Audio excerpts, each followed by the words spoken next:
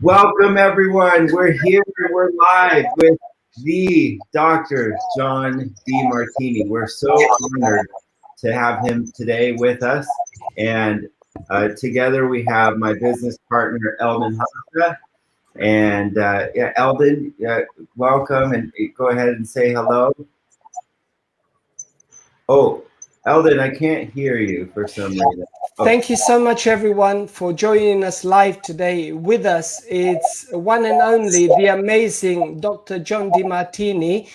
I mean, his bio is just enormous. It's going to take me 3 days to just read his bio, but I can tell you, he's been voted many times as #1 expert on human behavior.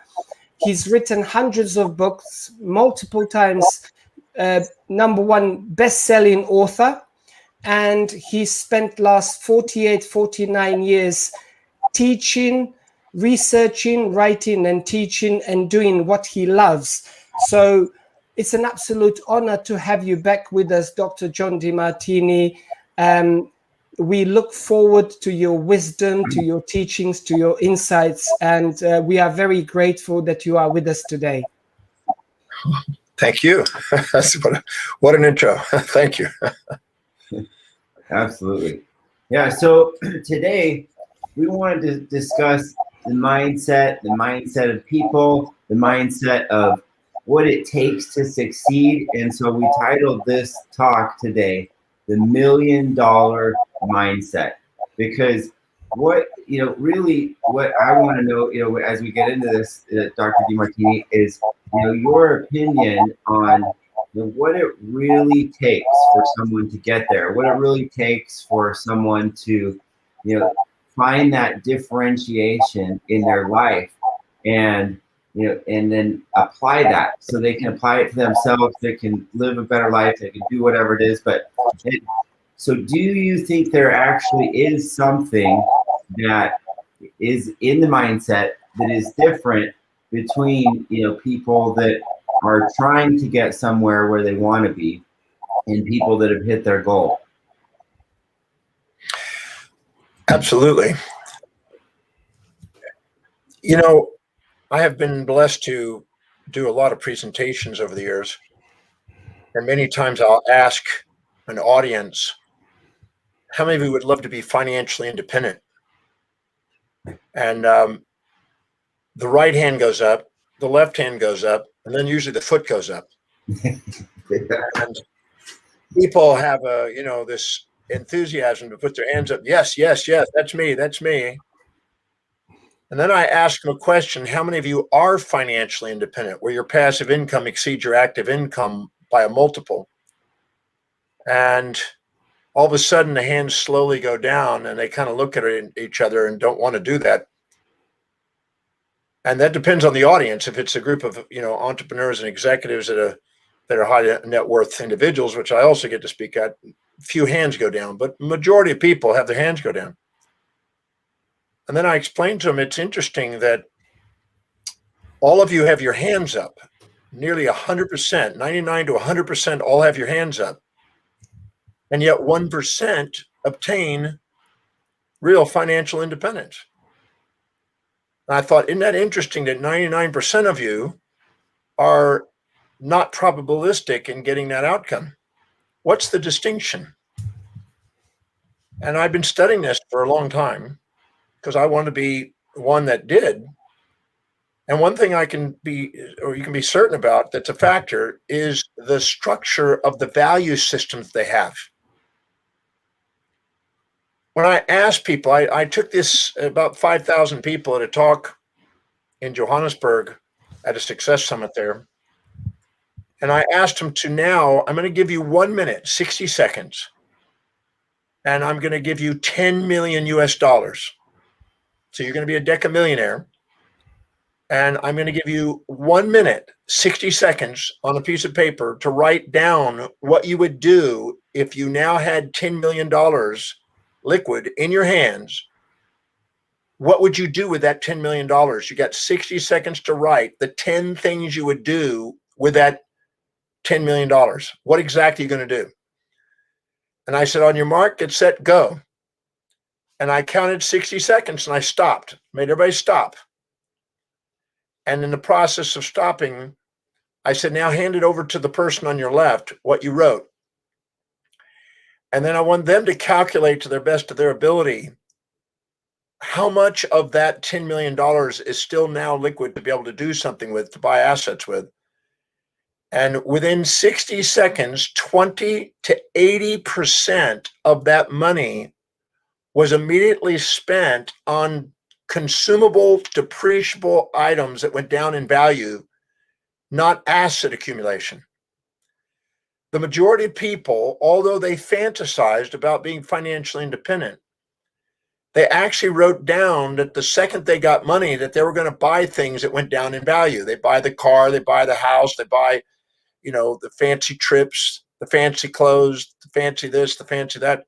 They were all immediately gratifying themselves with immediate gratifying consumables that depreciate in value.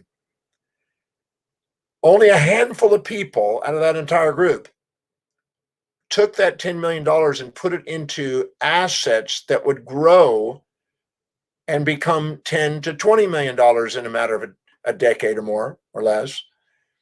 And so the majority of people did not have the value structure to build wealth. They had the value structure, the hierarchy of values that actually consumed. And so the first principle of the mindset of the individuals that become millionaires, multimillionaires, decamillionaires, ultra high net worth individuals is that they have a value on wealth building, not a value on spending and consuming, but a value on wealth building, buying assets that put money in their pocket, not money out of their pocket. And most people don't know that distinction. And so the hierarchy of values dictates your financial destiny. Tell me what your values are, and I'll tell you where your money's going. You spend your money and make every decision based on what you believe will give you the greatest advantage or disadvantage to what you value most. So if you have immediate gratification and a desire for consuming items instead of asset accumulating items, and you have immediate gratification instead of long-term patient vision, you're probably not going to be in the 1%ers. And this is what we found throughout that room.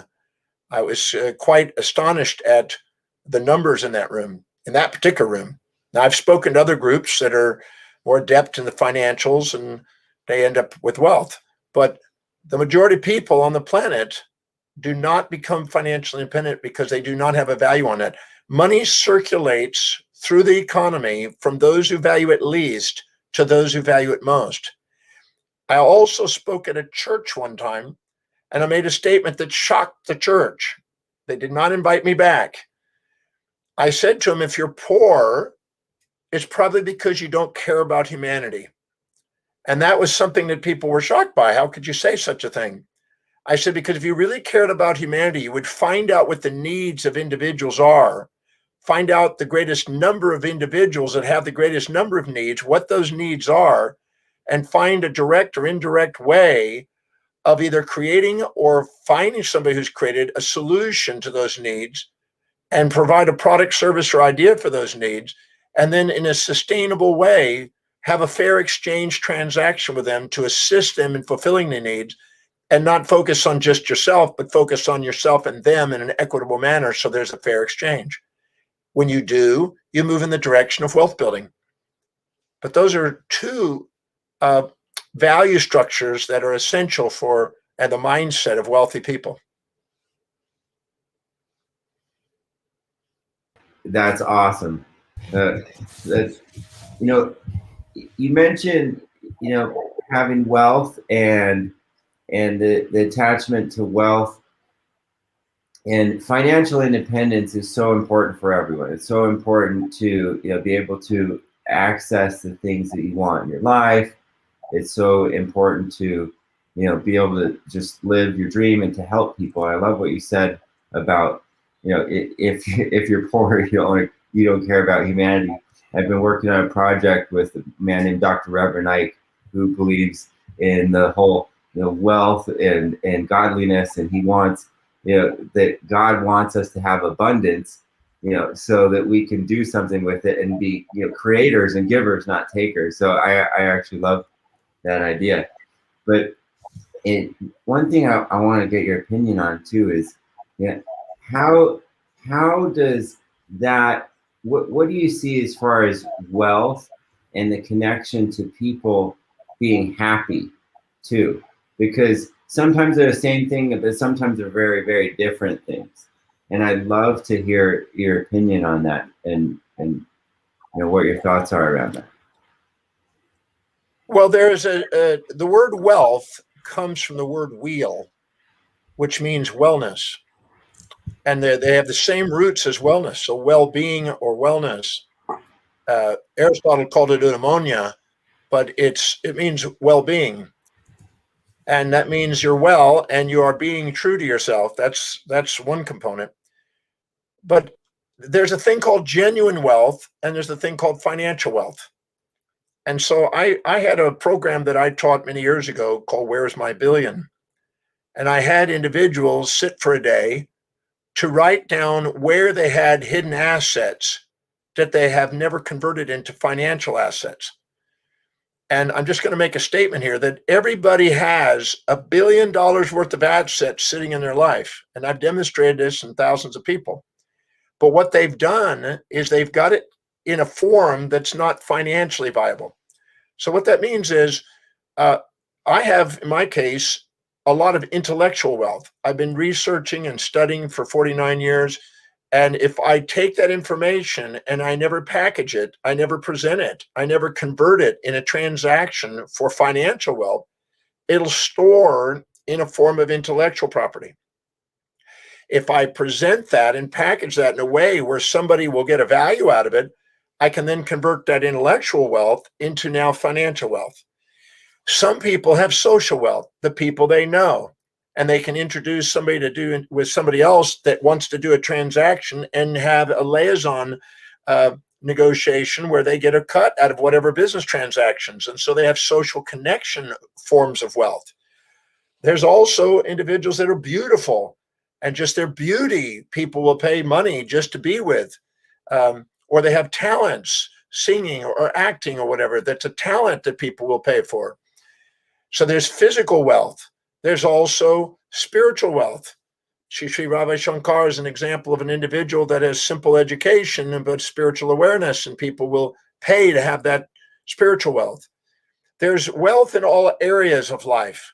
That's intellectual wealth, there's business wealth, there's financial wealth, there's family wealth, your children. Some people will say, well, you know, you could give me $1 million for my kid and I wouldn't give it up.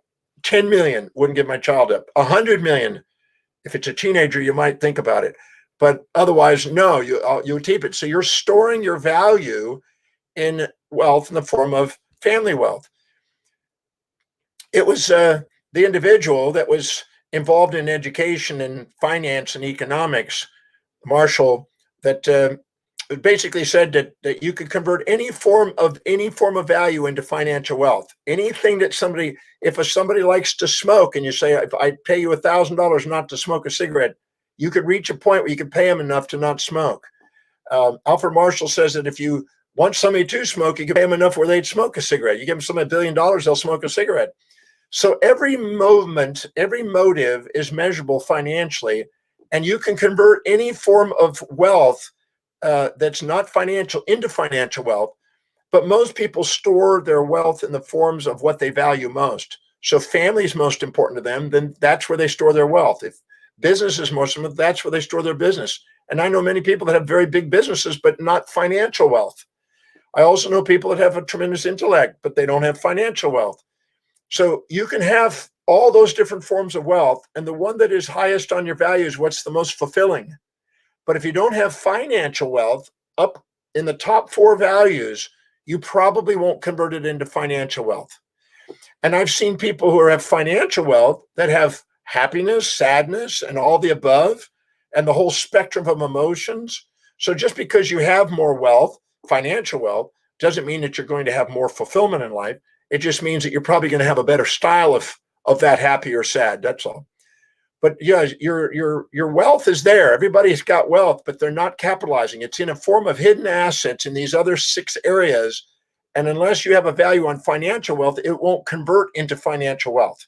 You'll be sitting on a gold mine, sitting on $1 billion worth of assets, and it won't convert to financial wealth until you actually have a value on financial wealth. And that's when you actually start thinking, how do I convert the product, service, or ideas that I have, or the skills that I have, or the connections I have into a visible transaction that turns into financial cash? So everybody has that. But just because you have financial wealth doesn't mean you're happy. I know billionaires, I know paupers, and I've seen happy and sad in all the above. In fact, I think those are conserved in all human beings. So I don't try to associate happy or sad with financial wealth. I just associate it with life itself and teach people how to set realistic expectations. When people set realistic expectations and achieve things that are not striving for fantasies, but real objectives, they have more gratitude and more fulfillment in life, regardless of their financial wealth level. Awesome. Yeah, no, that's so true. And I'm curious, just for everyone that's watching out there, can you give some examples of what you've seen of how people have taken those different forms of wealth that you're talking about and then monetize them? So how does someone take, spiritual wealth and turn that into money, or just so our viewers can understand that, or those different categories? If you give an example or two about that, what you're certainly more. Yeah.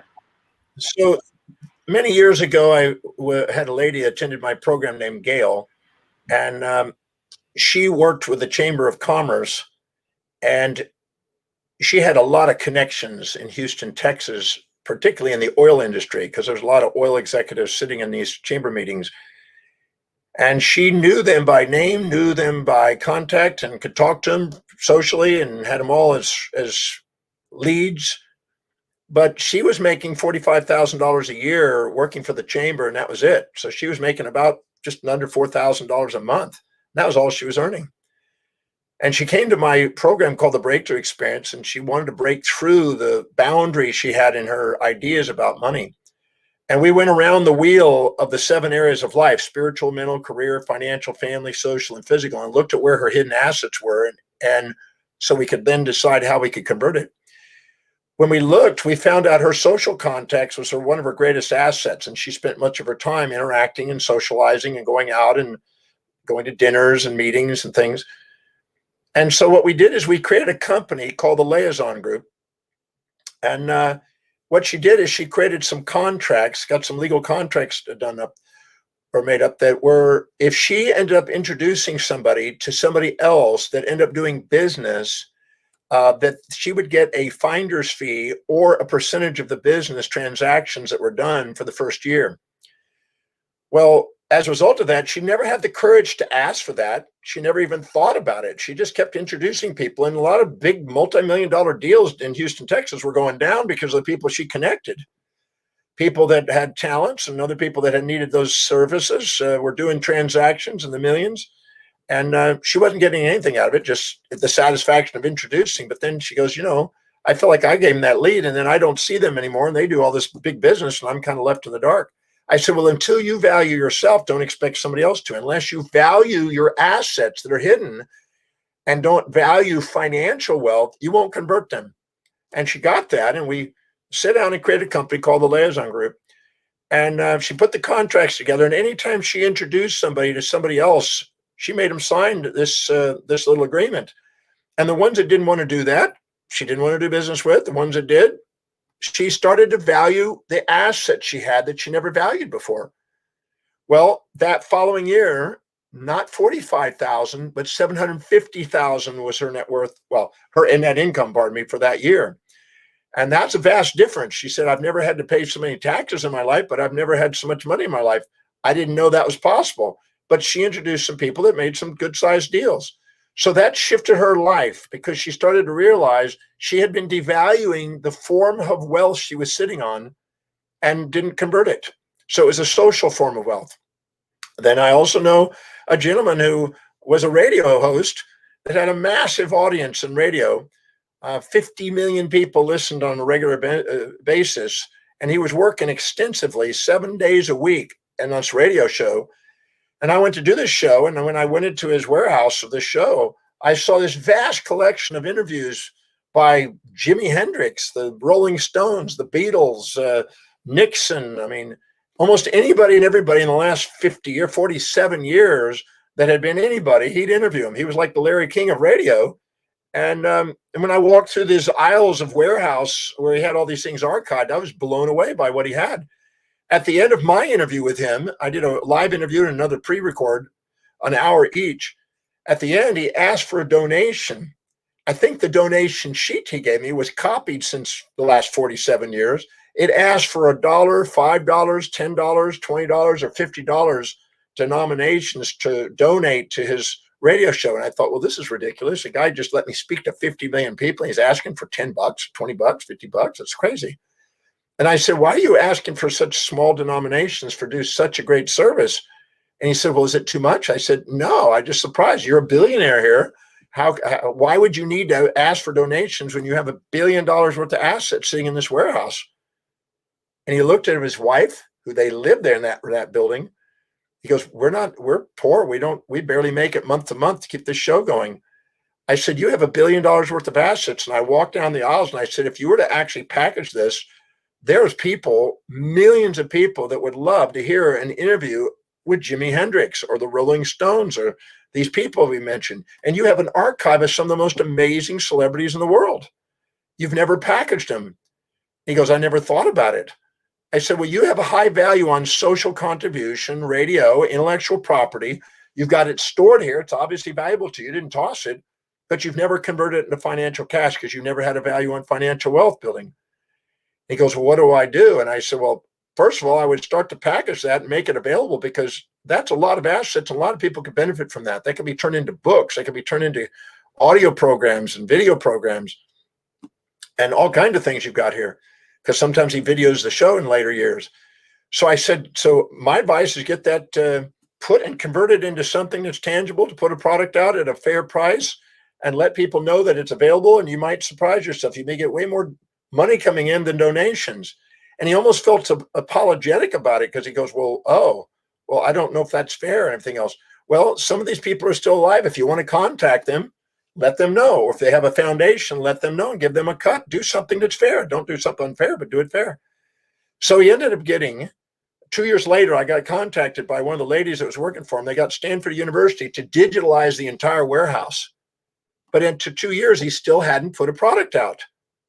The gentleman passed away, and the individual that took over the entire organization commercialized on it. He had $1 billion worth of assets that was never commercialized because he didn't have a value on wealth building, financial wealth building. He had wealth, but not a goal for financial wealth building.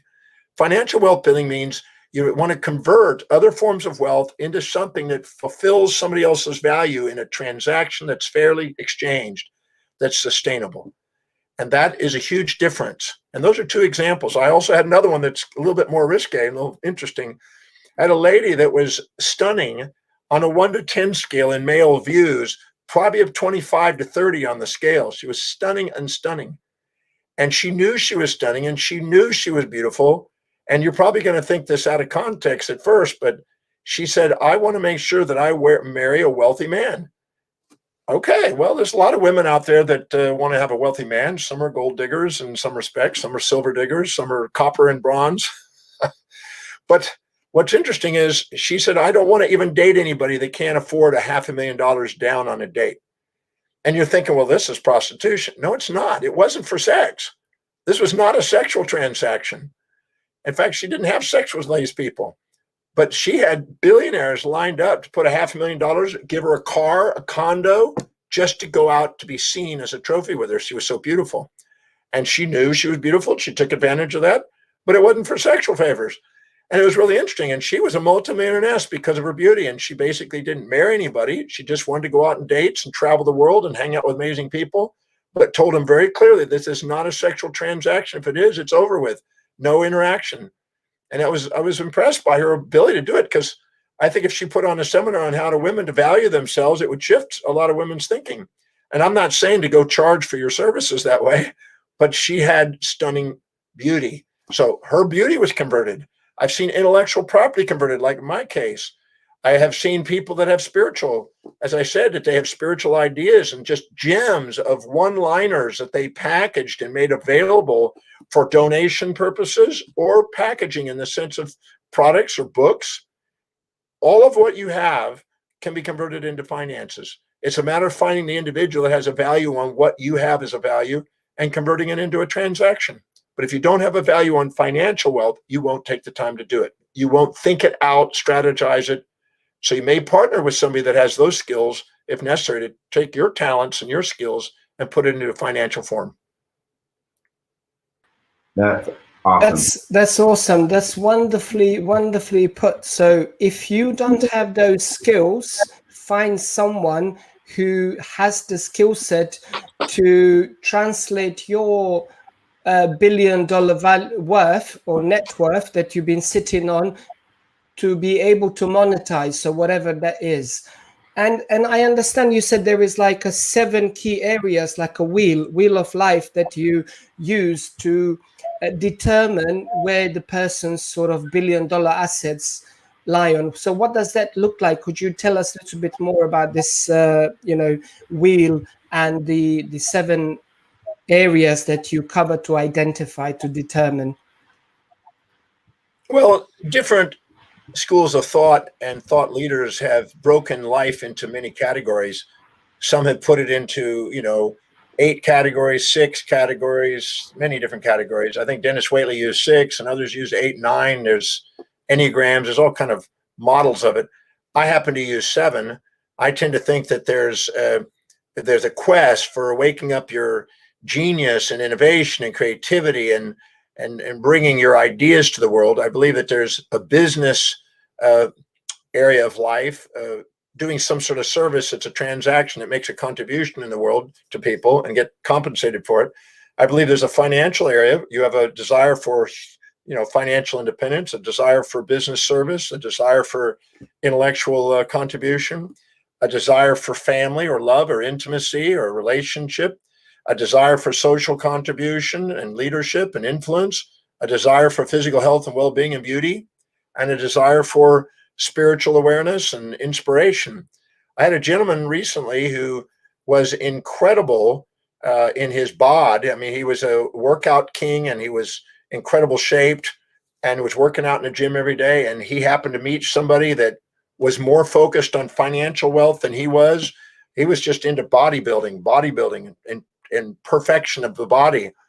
But somebody saw what his assets were and said, I think I could open up some gyms if you will actually train some people on this. I've got the skills of doing this. And anyway, they've got gyms now opening up and they're packaging his diet and packaging his protein systems. They're packaging a guy and giving him a cut for just being who he is. He's not business savvy. He's not financial savvy, but he joined up with a guy who was and saw his potential and what he could do and how to make an icon out of this guy, because this guy is a truly committed guy on fitness and well-being and health. And I mean, he was a real deal. He's living it. He was just so focused now. He wasn't focused on finances and did another job to make enough money to be able to go and work out and keep fit all the time. And so now he's turning it into a multi-million-dollar business. He was sitting on an asset, physical fitness, and was not being turned into cash because that wasn't his value. But he matched up with a guy who saw it and doesn't have physical fitness, but has business savvy and financial savvy. And boom, they put it to town and came up with a fair exchange with him. The guy thought, well, that's more than I've ever made. I'm grateful. And they both are winning out of it. And all he's doing is what he loves doing. It's so important to find out what is really valuable to you and structure your life and delegate other things to other people and do what you love doing. But at the same time, why not do what you love and get handsomely paid for it? If you don't, you're going to have a Monday morning blue, a Wednesday hump day, a thank God it's Friday, and a week friggin' end. You'll be working for money over here to go and escape it, to go and do something you love over here.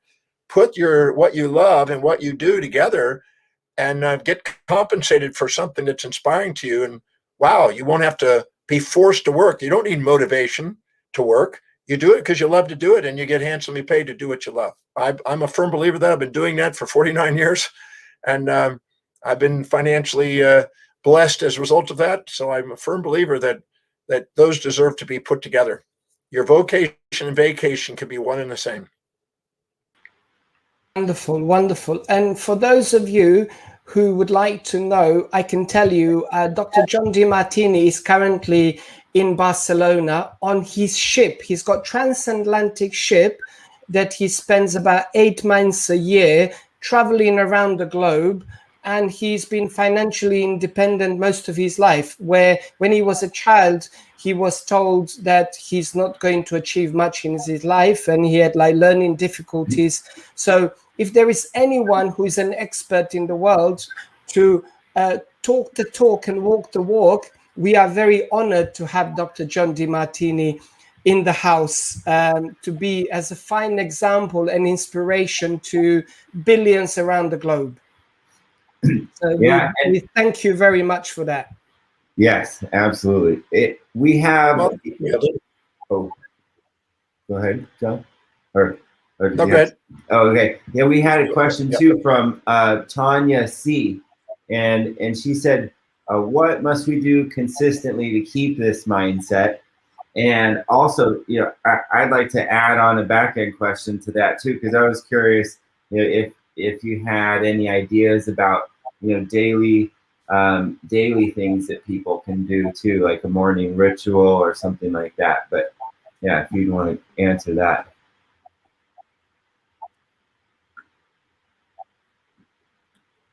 Okay, if whoever may be listening, if they have a piece of paper or something to write or type on or something, that I'd like to share with you something that shifted my life significantly at age 27. These are what I call the 9 or 10 questions, depending on how you look at it. So maybe you get these down. Number one, these are the questions that if you don't know the answers to, you really don't have an intention of financial independence, in my opinion. These questions, a gentleman asked me age 27 and shifted the trajectory of my financial destiny the day he asked them. So I'll ask you the same questions that might just shock you and have a readjustment to it. Number one, he asked me, Dr. Demartini, what are your total assets? So write that down. Number one, total assets. At the time, I couldn't tell you. I couldn't tell you right at the top of my head what exactly my assets are. I really wasn't knowledgeable about what all was an asset at the time. And so I just fudged that one. I didn't know exactly what to do. And he says, oh, really? What are your assets? And he gave me samples. I asked him, what do you call an asset? To dodge my ignorance. And he said, well, this and this and this and this. And I added it up and I thought, okay, well, I was a bit embarrassed because I didn't have a lot of assets. I had more liabilities at that time, just finishing college and stuff, professional school. So I wrote that down. Then he asked me the next question, what are your liabilities, total liabilities that are outstanding? And that I knew more of. I knew my debts more than I knew my assets. And I wrote down all the liabilities that I had. And it was quite interesting because when I saw that, I realized that, I had more knowledge about my liabilities than I did my assets. And a lot of people have more knowledge about what their debts are than they do their assets. In fact, the majority of people carry, if they make $50,000 a year, they carry $5,000 in credit card debt. Most people live in debt more so than asset accumulation.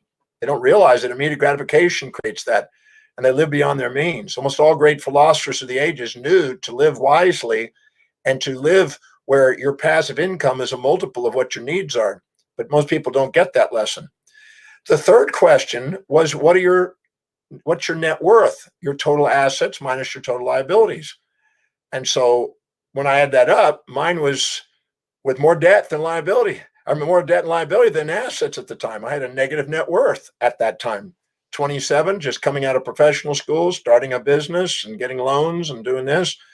I had a negative worth or a negative net worth. And the fourth question is, what exactly are you going to define as financial independence? What is the exact amount of money that you want to earn passively, annually, off investments, passively? And boy, I didn't know much at the time. And I jumped at a number because at that time in 1982, a 6-digit figure was a decent number. And I thought if I could have that passively, that was a decent life.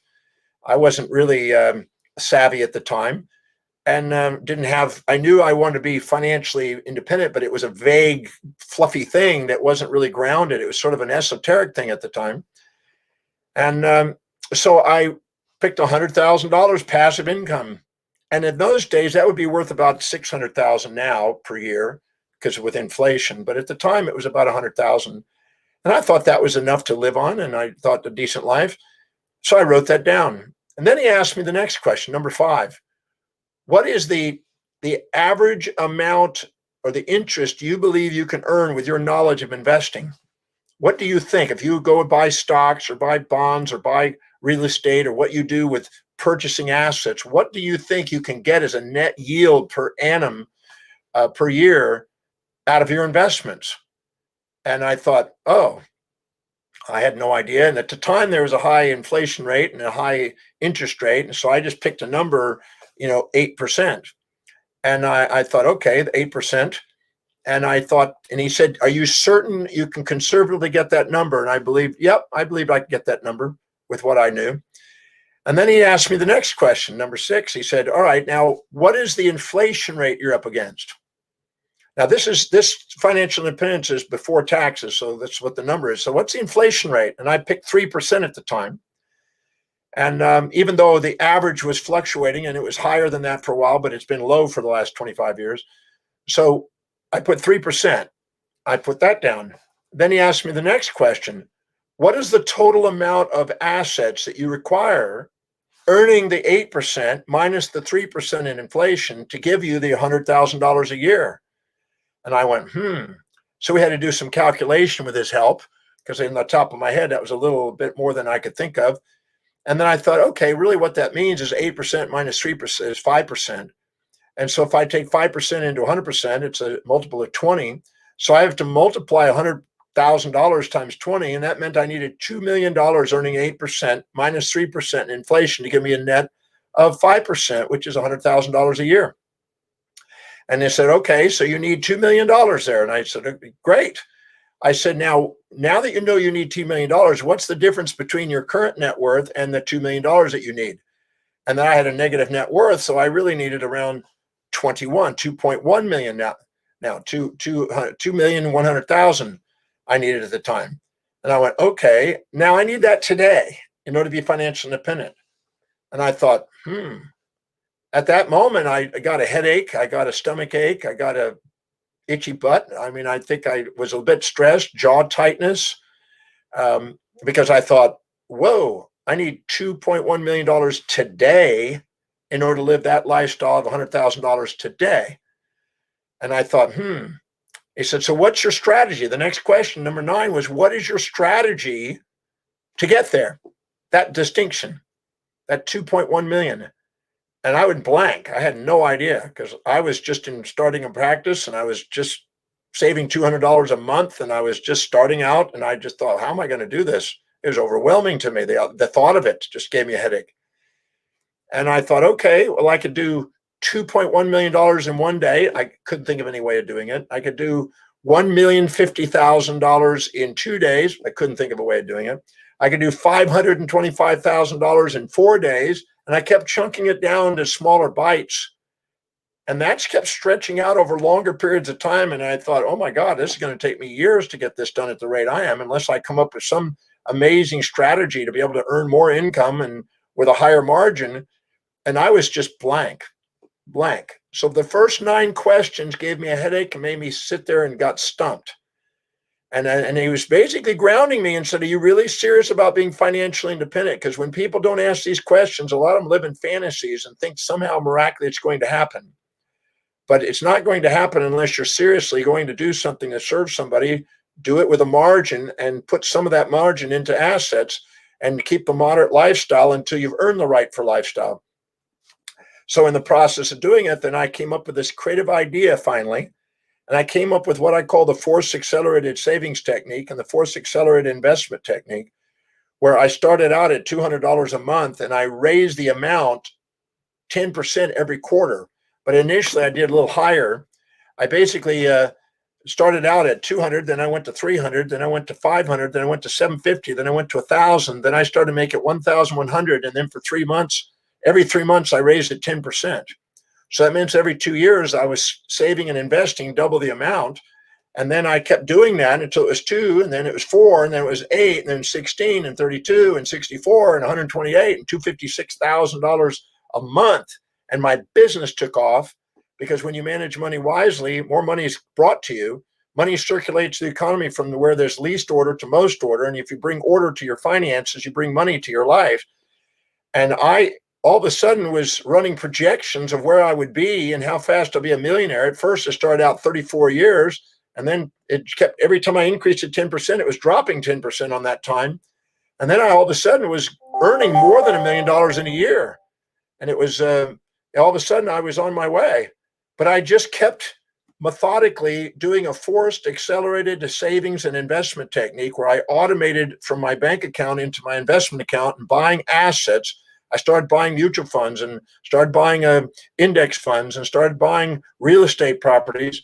And lo and behold, it started growing faster than ever. And it started making more income than I was actively earning. And all I can say is that now my multiple of passive income is way beyond my active annual income now. And my lifestyle, I mean, I could raise it, but I don't need it. I've got a decent lifestyle, but I've got passive income today. But I basically forestalled immediate gratification for long-term investing. And now I'm so grateful, because the compound interest, the eighth wonder of the world, that Einstein called it, is one of your greatest assets and greatest friends if you use it. But most people are too impatient to allow it to grow for them. Yes, wonderful, wonderful. We truly appreciate you actually share the formula. You share the formula, and I hope that people have been taking notes, pen and paper, or on their laptop, on their computer, on their phone. And it's incredible. This is the only way. This is the only way. And actually, at the beginning, first of all, how much more time do we have? Because I know you are a very busy man, so I don't want to keep you for too long. So I've got scheduled at least another 15 minutes, so we're in good shape for about 14 minutes. We in good shape. Perfect. So I just want to bring back something that you spoken about at the beginning, how at one of your workshops, you told everyone, you have 10 million and you have like 10 minutes to, do whatever you want to do with that. And then you measured like 20 to 80% of that money was gone, was just wasted. And actually, I read an article from many years ago. It was in the workshop, and they were asked, you have 10 minutes to decide what you're going to do with $100, right? And then within 10 minutes, people actually, most people just spent the $100. And then afterwards, when the guy had the results, he said, okay, now you have an hour to tell me how you can make business ideas or some sort of transactions where you can actually make profit out of this $100. And most people, out of 1,000 people in a room, they have challenging task to come up with like maybe one. They were blank.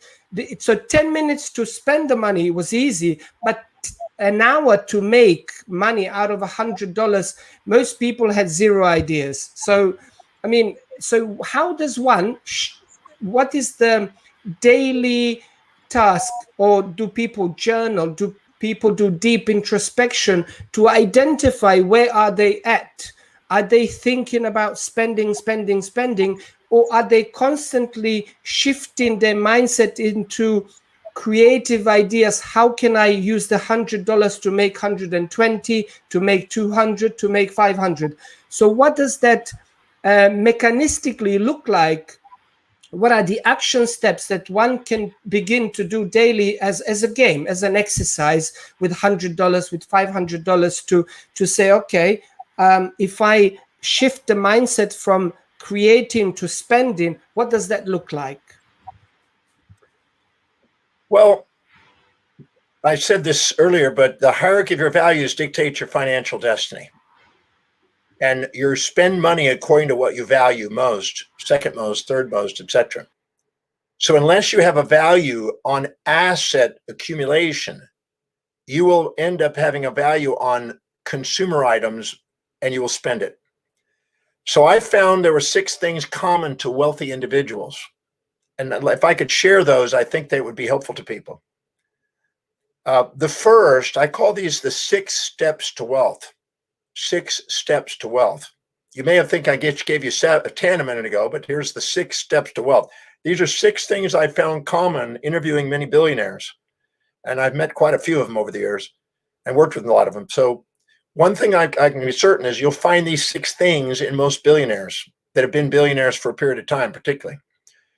Number one is that they felt that they desired, in the Book of Wealth by Hubert Hall Bancroft, he said that there was a common denominator in the very fortunate, and that they felt by divine providence and human sovereignty that they were destined to serve vast numbers of people.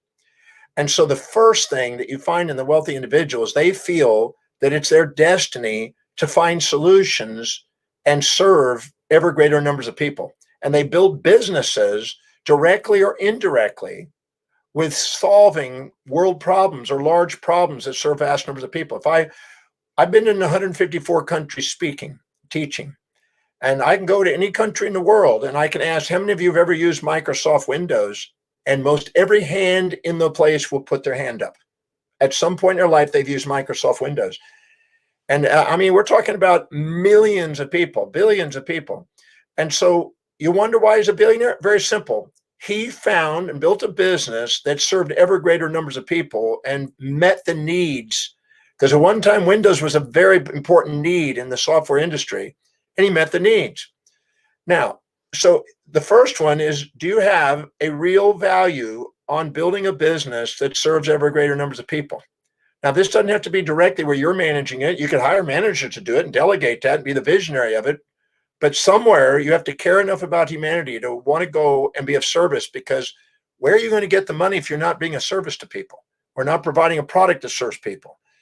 So the first one is to write down 200 benefits of building a business that serves people. Because unless you have a big enough reason for doing something, you won't do it. When the why is big enough, the hows will take care of themselves. Your genius and creativity is maximal in what's highest on your value. If you don't have a high value on serving people, a high value on commitment to making a difference to people and filling needs, you don't have one of the ingredients that it takes to earn a great income and produce a great company. So write down 200 benefits of building a business that serves ever greater numbers of people. Now, do not write down, well, if I did that, I could then buy that yacht and I could buy that car. Those are consumable actions. I want the benefit of actually building a business that serves people, not the benefits of spending money. When most people think, I want to be wealthy, they think about spending money. And that's why most wealth gimmicks out there have advertisements of fancy cars and fancy houses and stuff, because most people go, oh, I want that. And they want to spend money. It's actually one great teacher in finance taught me, if you're bored, you're probably on track. If you're excited, you probably went off track when it comes to wealth building. If you're bored in the sense of you have a methodical, strategic plan of serving, saving, and investing your money, you're probably on track. If you're just spending it all the time and spending it fast and you do it, you're buying consumables of other people's brands instead of building a brand that's lasting in your own life. I'd rather build a legacy brand than go and buy other people's brands. You'll make money on one, you'll spend ridiculous sums of money on brands on others. I'd rather have my own clothes brand, which I do, than I would buy other people's brands on that. So in the process of doing that, pardon me if I hit my computer. So the second one of the 6 steps is write 200 benefits of actually managing that business, directly or indirectly, hiring managers or managing it if that's what you love, where it's maximizing efficiency and effectiveness and maximizing profits. So managing the business effectively and efficiently to maximize profits. So you're working on the business, not just in the business, to make sure that the profit margin is high so you can pay higher quality income to the employees, and a better discounted price to the customer. If you can give a better yield at a more efficient way and give a better quality customer and a higher quality employee, you got a competitive advantage. So that's what Ford did when he started out in as a robber baron. He basically did that, and he learned how to become efficient and effective at producing products that served. So that is using Pareto's principle and using the Parkinson's law and using Ricardo's law of economics to maximize your efficiency and effectiveness of service and in the management of the business. 200 benefits of that, because when your brain is coming up with 200 benefits, it may take you hours or even days to finish this exercise. But when your mind is through, you're going to have an electrified energy going towards actually doing something that serves, that produces. The third of the 6 steps is 200 benefits of saving an ever progressive portion of the profit. Forced saving. Many people wait until the end, but entropy takes money away from people who do not save it first. If you don't fill your day with high priority actions that serve, your day is going to inspire you. Your day is going to fill up with low priority distractions that don't. It's a law of entropy. And if you don't take money off the top and put it into asset accumulation, you will have unexpected bills to erode the potential net worth and net profits. And people who don't get that are always living from month to month. And people that finally take a portion and put it into asset accumulation, they end up having more money, because when you manage money wisely, you get more money to manage. So you basically saving an ever progressive portion of the profit and keeping a liquid cash reserve. The biggest 100 companies in America have large cash reserves, anywhere from 40% to 100% of the annual income, gross income of the company in cash reserves. So they have a savings of cash reserve. Buffett has $140 billion in cash reserves. Apple has got huge sums of cash reserves. Microsoft, a whole year's of cash reserves. So you build up a cash reserve. You're doing that to stabilize the business, to draw in higher quality clients, to make sure that money flows where money goes, and to increase the probability of being wealthy in your life. So 200 benefits of saving an ever progressive portion of profits. You increase the amount of savings regardless of whether you think you can do it or not. You automate it. I did that. I did it for 39 years. It's the wisest thing I ever did, because it just kept building the fortune. The fourth thing is 200 benefits of investing in ever greater degrees of leverage.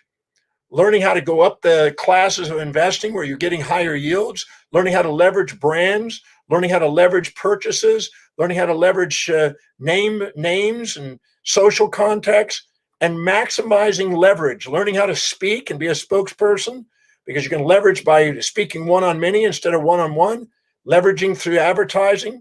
But you want to maximize leverage. So 200 benefits of maximizing investing in ever greater degrees of leverage. That allows you to go and buy higher quality investments at cheaper prices. If pooled investments are necessary, do that. The fifth one is 200 benefits of actually accumulating a fortune. Because if you don't have a reason for accumulating it, you'll spend it and you'll buy junk. The average person has a house. Let's say you have $1 million house. A quarter of that house is storage. A quarter of that house stores crap, excuse the expression, stuff that depreciates. So if you got $250,000 in storage and you're filling it with crap that's going backwards and devaluing, you're sitting there putting money into things that are going backwards instead of forward. You need to prioritize your space, prioritize your time, prioritize who you're hanging out with, prioritize what you're thinking and you're saying, and prioritize your actions on a daily basis. And you want to basically have a reason for building a fortune and accumulating a fortune. Because if you don't, you'll give it to somebody else that's desperate. You'll be surprised how many people come along when you start to accumulate money. They're going to want and be entitled and try to get it. Family members, friends, and everything else think they deserve it. If you don't have a value on actually accumulating it, it will be absorbed. And the sixth step of wealth is creating a financial cause that leaves a legacy. Something that's so inspiring to you, something that's so meaningful to you that you want to continue to grow your wealth even beyond financial independence.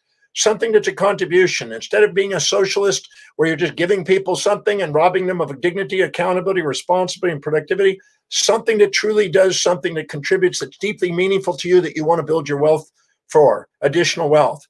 And that will inspire other individuals and give job opportunities and incentivize to other people. Not rescuing desperation, but investing in inspiration. And one of the other principles in the Book of Wealth by Hubert Howell Bancroft was to make sure that you continually invested in higher quality things, not for the sake of showing off something in luxury, but to do it because that gives incentive for everybody in that industry to rise up to higher levels and do something that's ingenious and loved, that they love doing. And if you go and put those 6 steps to wealth in practice, you'd be surprised. But if you don't have a reason, a big enough reasons for going and doing those 6 steps, you're probably not going to be one very fortunate financial individual. You'll have fortune in other areas, genuine wealth, but it may not be financial wealth. But that's a simple action step you can do starting today, and keep an inventory on your computer of those 200 benefits and just keep going. I've got a lot of my students that started out not having any assets at all, finishing that exercise, and the creative ideas that poured into their mind, and the dedication that they got out of that was well worth the time spent. Wow. Yeah, that is so powerful. I've been taking notes like crazy, and it shows too. What you're teaching shows not only your incredible intelligence and success and everything, but also shows what an amazing person you are, because of your focus to make things better and to not only accumulate wealth, but to build something that's bigger than yourself. That's what, like I say, my mission in life is to live as a creator. And by what I mean is to not be a taker, to be a creator of my life, to be a creator of my dreams, to be a creator of abundance and everything around me, and create that in the world. And that's exactly what you've taught us here today. And we're running up our time, so I don't want to push you, over your time here. But I deeply appreciate you, and I deeply appreciate you coming here and enlightening us with all these amazing, really actionable tips. Everyone listening today, you need to go and do these things. Write these things down and do them. Don't just listen to them. Listening to words doesn't change anything in your life. It doesn't help you. You actually have to apply them. You have to take action, and you have to do them. And Dr. Demartini has given you literal gold to launch your life into, like our topic today, the $1 million mindset, $1 million life. Not just money, but to find that value in every single thing that you're doing. And yeah, we've had people, there's notes in the chats of, I think, everything that has been said here too. But Eldin, you have some? Yeah, it's definitely when we focus on being of service to humanity, to make a positive impact on greater number of people, then those creative juices keep flowing, and this is your reason, this is your why. So if you just keep focusing, I want to buy a bigger house, bigger car, I want to travel first class, that's your focus on having fun, but not contribution to humanity. And actually, what Dr. Demartini was teaching earlier, it gives you actually so much fulfillment and joy and happiness in doing that, because the money is a byproduct. He is serving his own purpose every single day by doing what he loves doing. It's not work, it's pleasure. Am I right, Dr. Demartini? Absolutely. People wonder, they go, why do you, yesterday I did 7 interviews, today 5, and a presentation. And people go, why do you do that? And you got to realize, when I started out, I was a street kid. And I was inspired by a gentleman when I was 17 years old to do what I'm doing today. And 49 years later, I'm inspired just as much as I was when I was 17 to do it. And people go, why do you need to do it? You're independently wealthy. You don't have to do this. I said, because I can.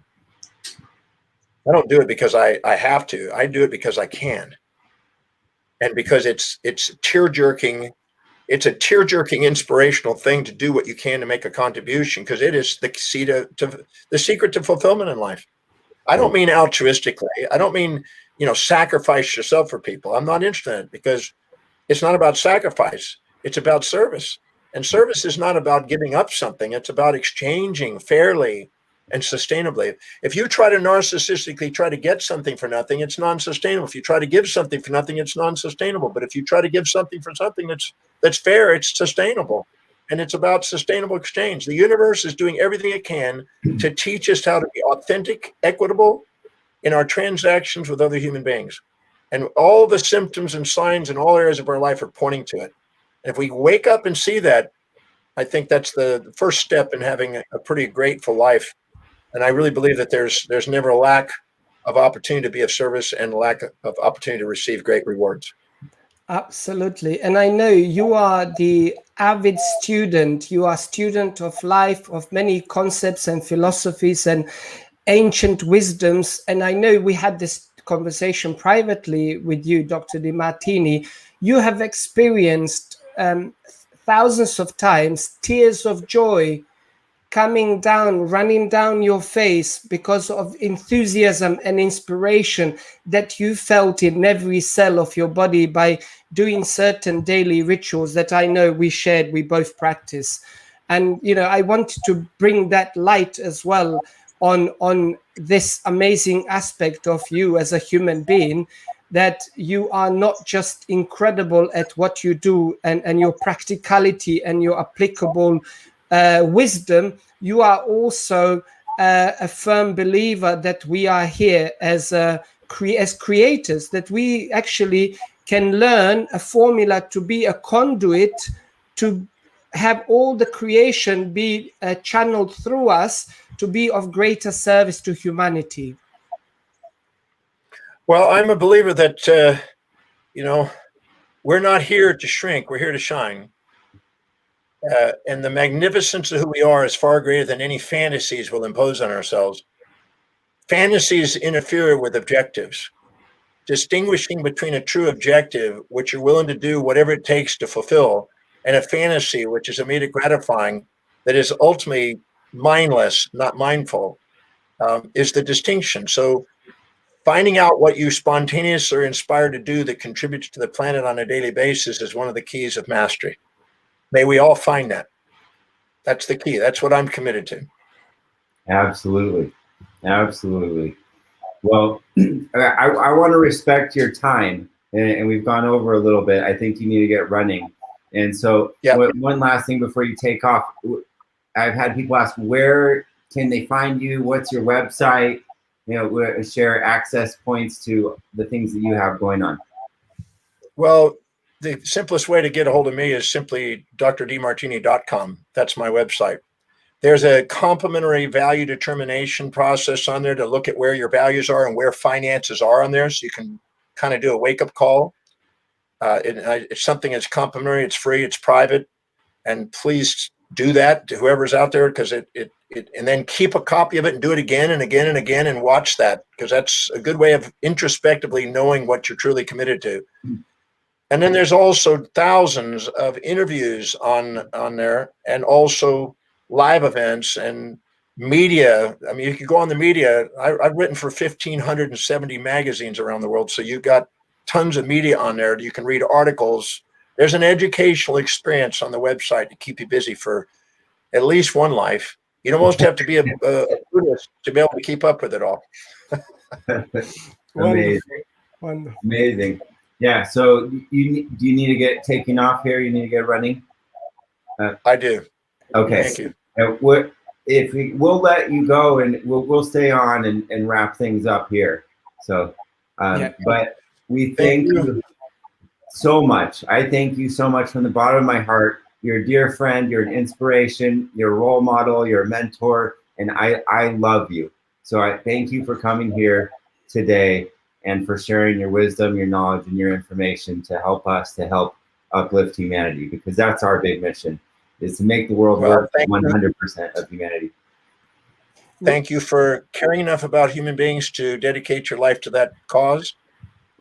You already know the impact that has on your life as well as the people you've touched. So thank you for doing that. And thank you for helping me help other people today. So I appreciate the opportunity to answer questions and to reach people that I would not normally reach. So thank you very much. And whoever's out there, thank you for your comments.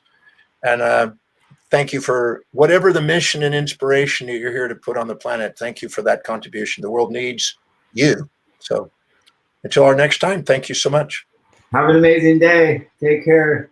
Thank you so much, Dr. Demartini. We love you. utmost gratitude and respect to you, and we see you soon. Okay, thank you. Wow. Well, that was a power hour plus a little bit over an hour. Mic drop. Yeah, mic drop. Boom. Yeah, for real. Like that was even far more than I could have even thought of and anticipated. And he just always, expands my mind every single time, I hear from him. We had a lot of amazing comments and amazing people, all of you out there watching in the different places that this has been streamed to. Thank you all for attending. Just a couple of things I wanted to just recap, a couple of thoughts and ideas that I heard. One of them that was amazing to me is Dr. Demartini, as a 17-year-old, had one person, one idea, one mentor that he met with and taught him one principle. And that principle changed the rest of the course of his life. It literally changed his trajectory, his focus, his wealth, his income, his output, and everything that he did, and led him to be where he is today.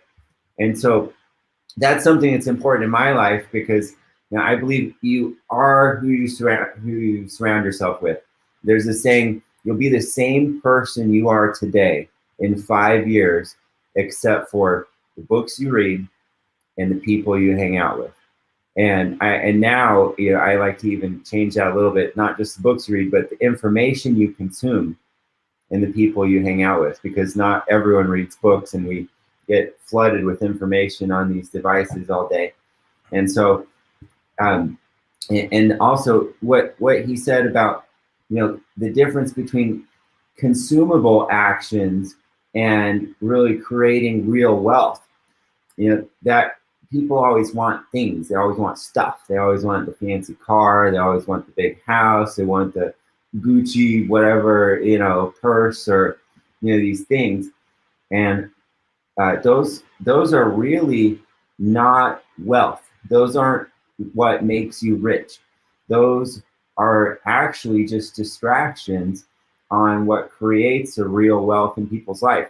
And a lot of times, if you don't have that extra money, if you don't have that foundation that he talked about in building, investing, and creating a mission that's bigger than yourself, then those things are a negative. They actually take you off course. And that's where we fall into these ruts and listen to things like marketing and consumerism and all these different things that take us out of that lane. But yeah, Eldin, what do you want to add in here? Yeah, well, depreciating assets, he was talking a lot about depreciating assets. So yeah, we buy a house, $500,000, $1 million, and a quarter of the house is actually like a warehouse, like a storage room, and full of depreciating assets. And imagine if $250,000 worth of these depreciating assets is actually been invested. Let's call it half of that has been invested in appreciating assets, in some sort of stocks and shares and bonds and whatever, real estate, rental business, some sort, something that you can create a passive income. Or even, forget even the assets, invest in yourself as an asset. As Jim Rohn used to say, work on yourself more than you work on your job, than you work on your business.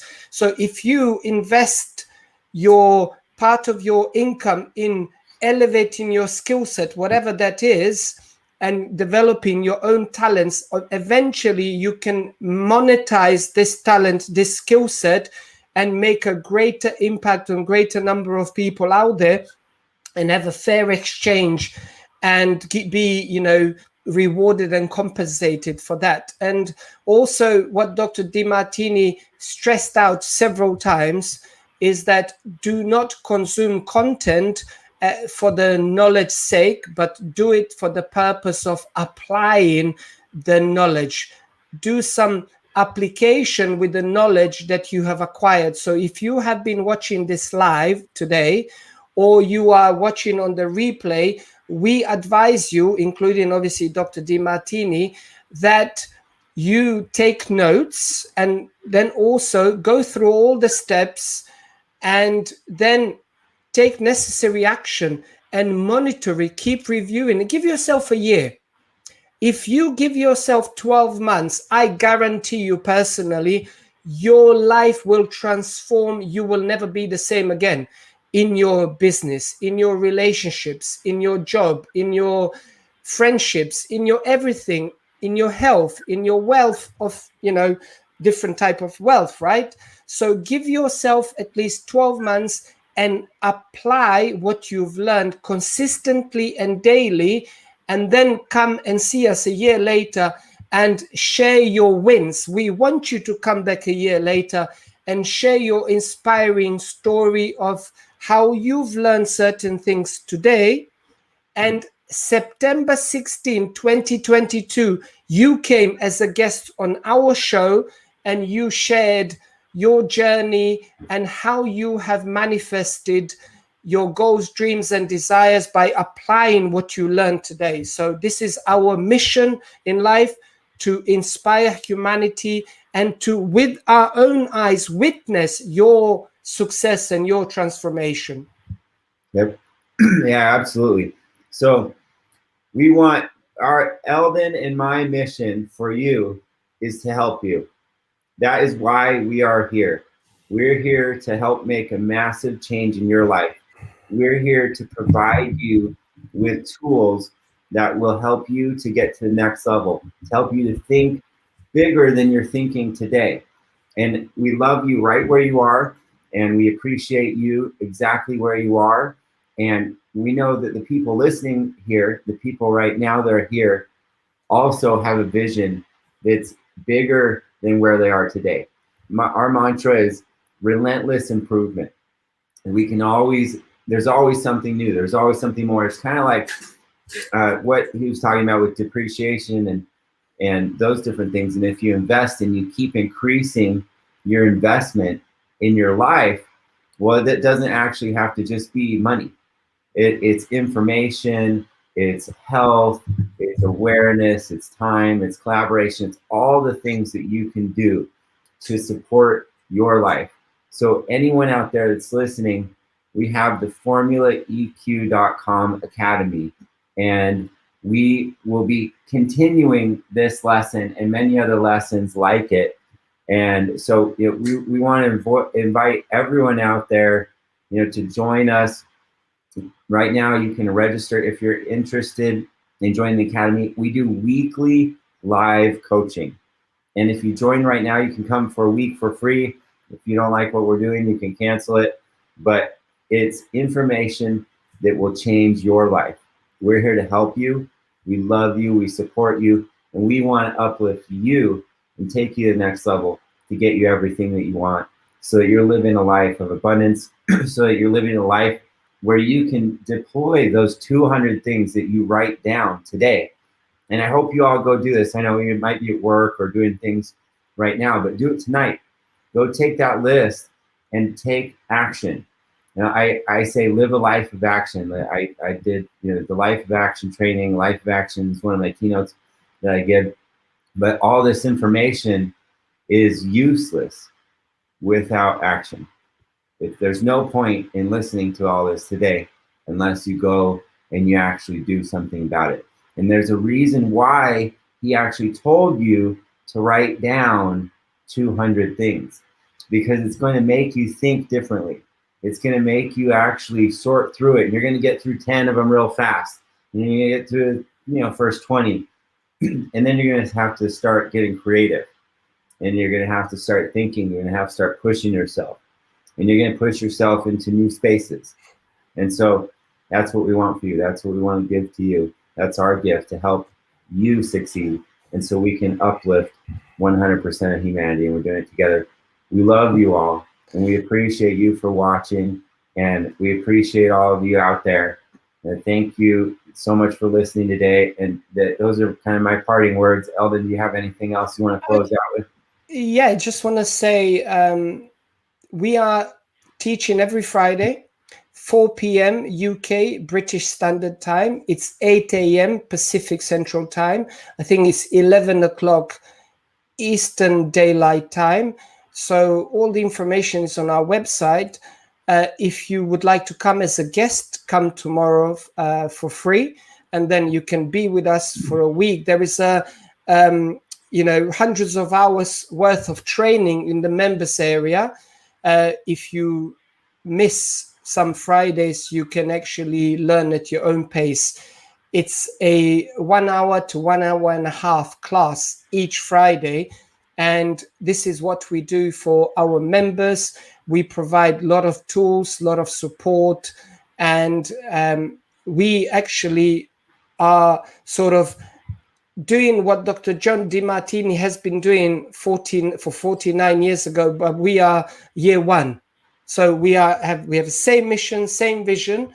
And what we are actually doing, we are both very fortunate, Preston and I, to already be very, very successful in our other businesses. So our Formula EQ Academy was a baby, was created to serve our purpose, to serve our legacy, to serve our mission, which is to make a positive impact on humanity, to serve humanity.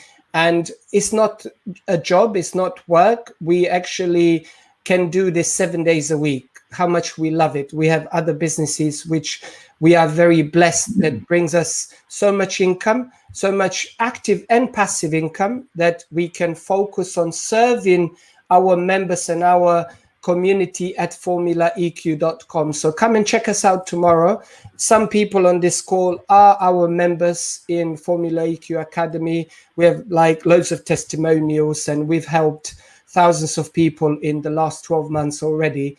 So help us with what our mission is, and I'm sure you wouldn't be here if you don't have a similar mission. So we love you all, we appreciate you, and we want to say we look forward interacting with you through LinkedIn, through Facebook, through YouTube, and being of service to you and your community. Thank you once more. Thank you. Have a wonderful day. We'll see you around.